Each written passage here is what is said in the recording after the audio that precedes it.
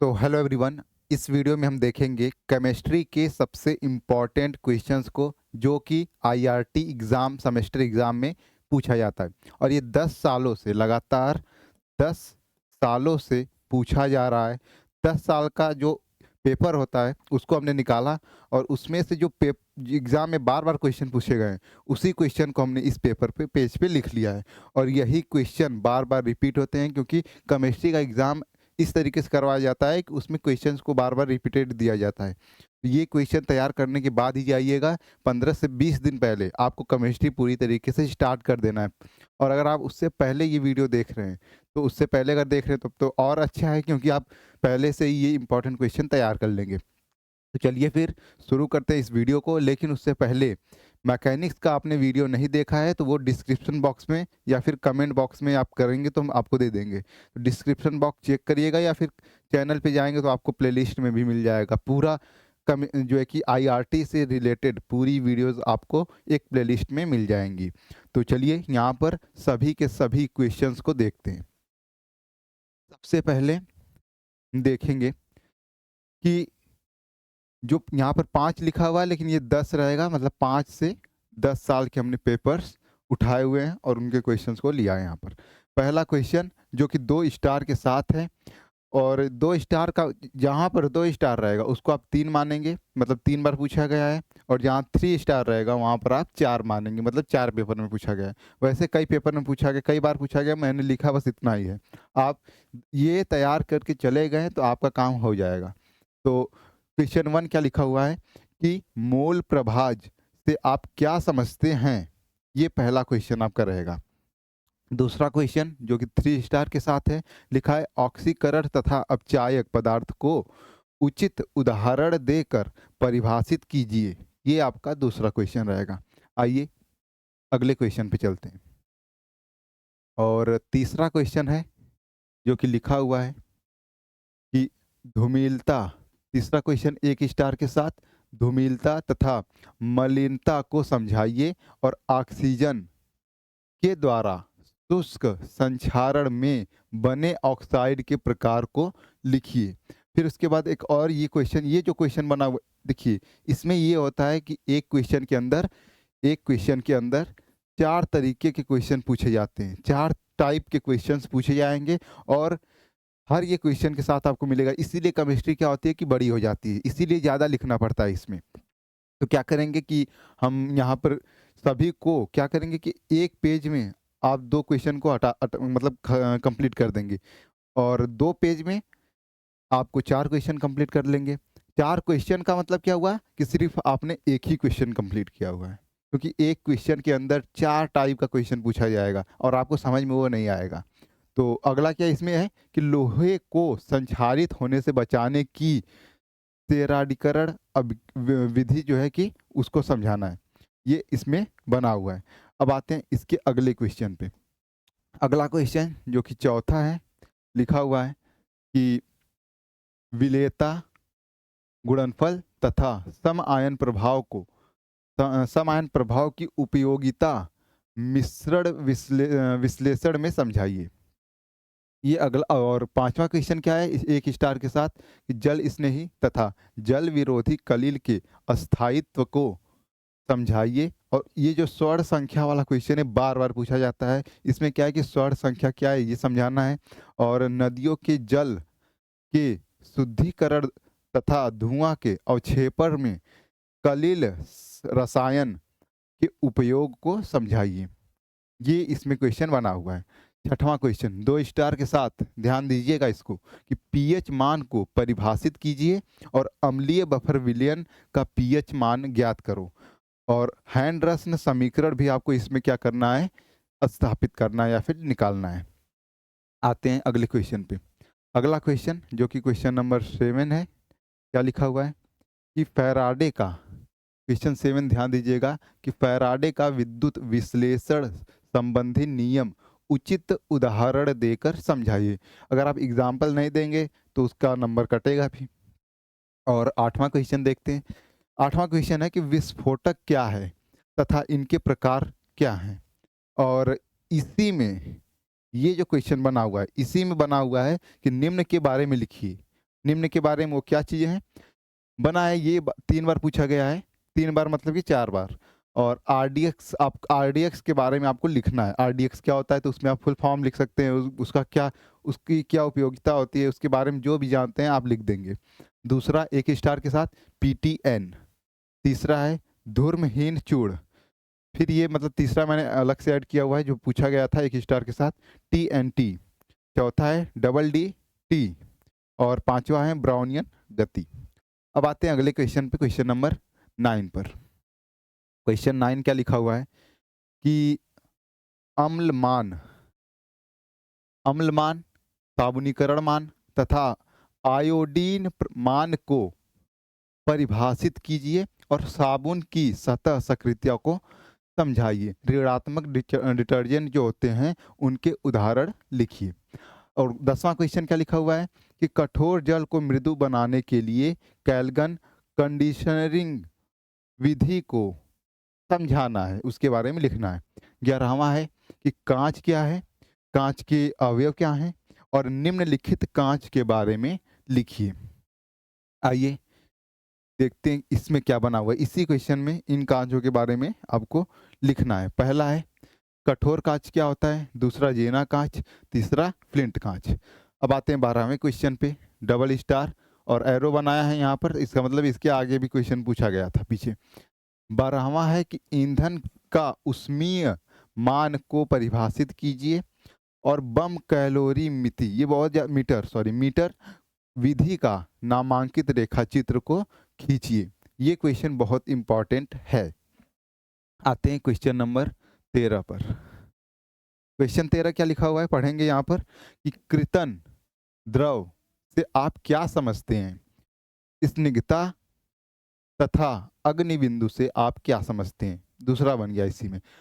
और thin film स्नेहन समझाइए। आते हैं 14वें क्वेश्चन पर 1 स्टार के साथ। इस संक्षिप्त पर टिप्पणी लिखिए। पहला है अभिलागी, ये स्टार जितना बना हुआ है वो ज़्यादा ही इम्पोर्टेंट है, लेकिन ये जो पूरा पेज मैं आपको दे रहा हूँ ये काफ़ी इम्पोर्टेंट है। दूसरा क्या है कि उर्वरक के प्रकार तथा अनेक उदाहरण दीजिए। तीसरा क्वेश्चन कि वायु प्रदूषण तथा इन्हें रोकने के उपाय, ये भी पूछा जाता है बहुत बार। आते हैं इससे अगले क्वेश्चन पर।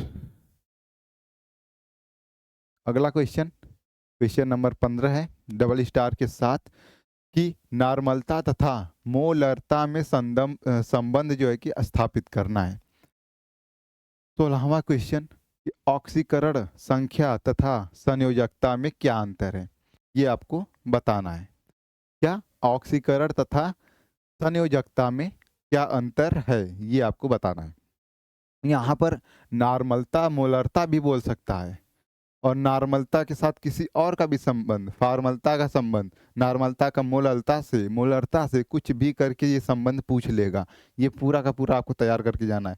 नॉर्मलता दे देगा, फॉर्मलता दे देगा, उस पर ये पूछेगा संबंध, लेकिन उसके साथ साथ इससे रिलेटेड क्वेश्चन भी पूछेगा उसी क्वेश्चन में। 5 ही नंबर का इतना बड़ा दे देगा और आपको करना ही पड़ेगा। आते हैं क्वेश्चन नंबर 17 पे। क्वेश्चन 17 क्या लिखा हुआ है कि क्वेश्चन 17 है कि कोलाइडल विलयन में अपवहन को समझाइए।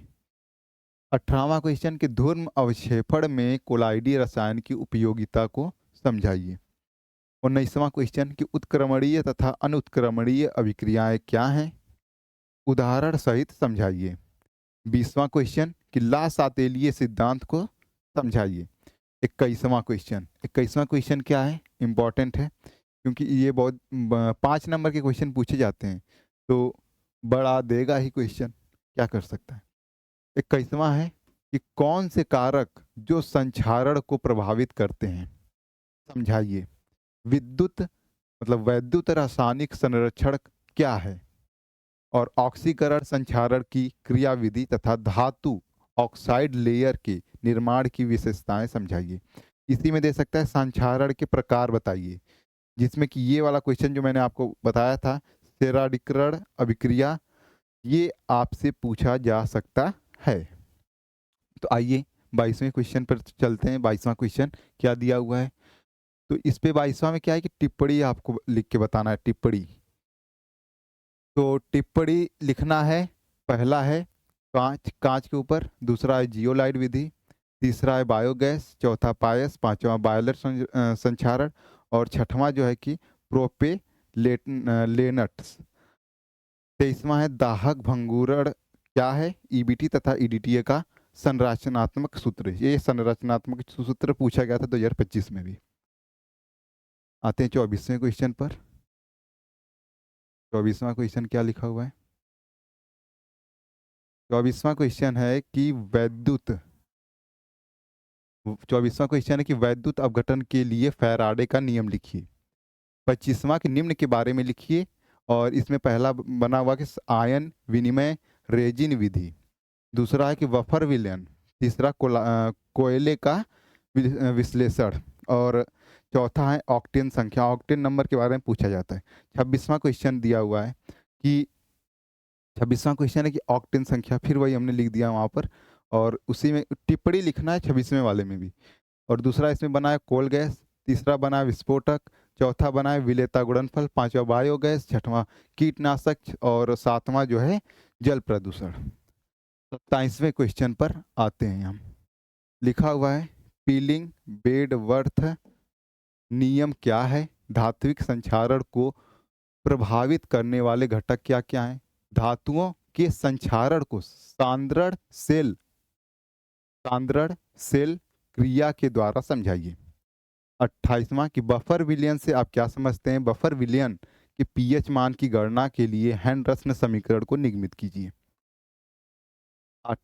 आते हैं 29 नंबर क्वेश्चन पे। एक्सप्लेन करना है इसको कि ग्लिसराइड एवं साबुनीकरण मान, दूसरा गोल्ड नंबर जो ऊपर आया था और पायस के बारे में पूछेगा, तीसरा 1-2 डिग्री एल्कोहलों के लिए विक्टर मेयर परीक्षण को लिखना है, तीसवां है कीटनाशक क्या होते हैं, 31वां है कि बहुलक तथा बहुलीकरण से आप क्या समझते हैं। इंपॉर्टेंट क्वेश्चन है। अब आते हैं 32वें नंबर क्वेश्चन पे जो कि है स्नेहक क्या होते हैं। स्नेहक क्या होते हैं, स्निग्धता, फ्लैश बिंदु एवं बहाव एवं मेघ बिंदु से आप क्या समझते हैं। स्नेहकों के कार्य करने की क्रियाविधि का वर्णन कीजिए। 33वां है कि विलयन को परिभाषित कीजिए और विलयन की सांद्रता को प्रकट करने के लिए विभिन्न तरीके क्या हैं उसको लिखना है। आते हैं 34वें नंबर क्वेश्चन पे। बस क्वेश्चन इंड होने वाला है।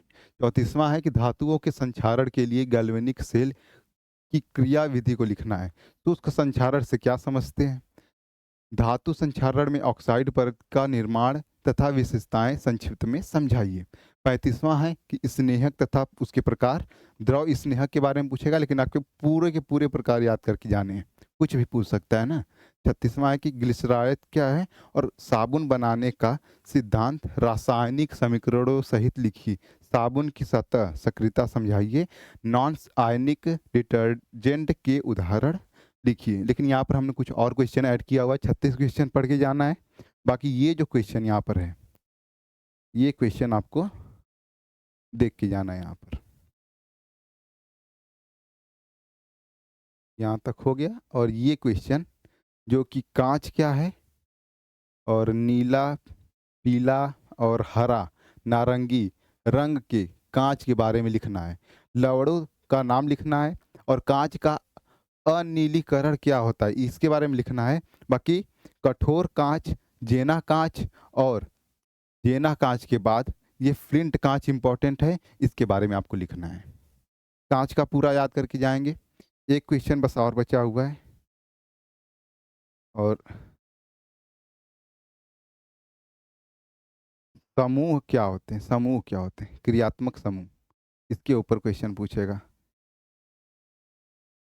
क्रियात्मक समूह क्या होते हैं, कार्बनिक यौगिकों में OH और CHO समूह के परीक्षण के को लिखिए और बैकेलाइट प्लास्टिक के उपयोग और संरचनात्मक सूत्र के बारे में बताना है।